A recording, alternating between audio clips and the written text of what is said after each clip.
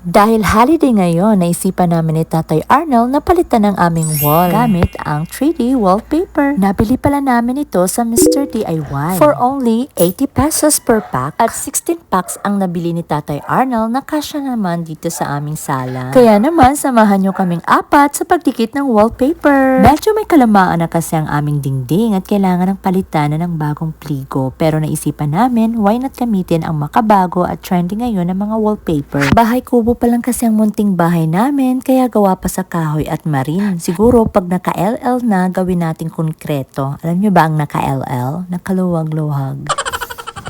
Hindi talaga magpapahuli si Aren sa kanyang kakulitan. Bago namin idinikit ang mga 3D wallpaper ay minabuti muna namin linisin ang dingding. Pagkatapos tanggalin ang mga frame at decor na nakasabi. At isa-isa namin dinikit ang wallpaper sa dingding. Grabe, mahirap palang trabahuin ito. Akala namin matatapos agad namin. Nagsimula kami ng alas 2 at mag-aalas 5 na namin natapos. Pero okay lang, masaya naman kami dahil napalitan na ng bagong muka ang sala namin. Sabi pa nga ni Maan, wow, nag-glow up ang balay.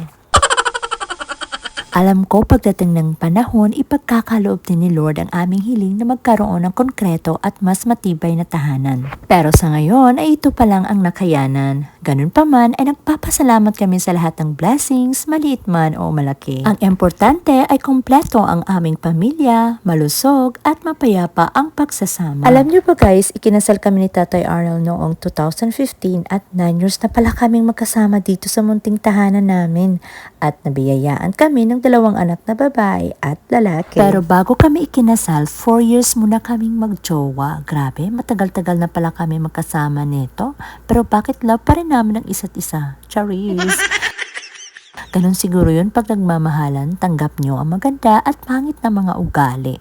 Depende na lang sa inyo paano nyo i-handle ang sitwasyon, basta at the end of the day, pinipili pa rin ninyo ang isa't isa. Char! Pero bilib talaga ako sa asawa ko dahil alagang-alaga niya kaming 3. Pati nga mga alaga niyang manok ay alagang-alaga din niya.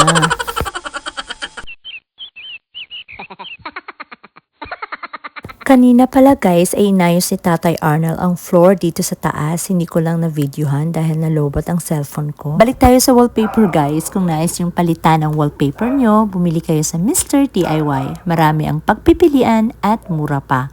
Oy, Mr. DIY, beka naman. Char. Bukas ay Idul Fitr at holiday ulit at maghahanap na naman kami ng pagkakaabalahan dito sa bahay.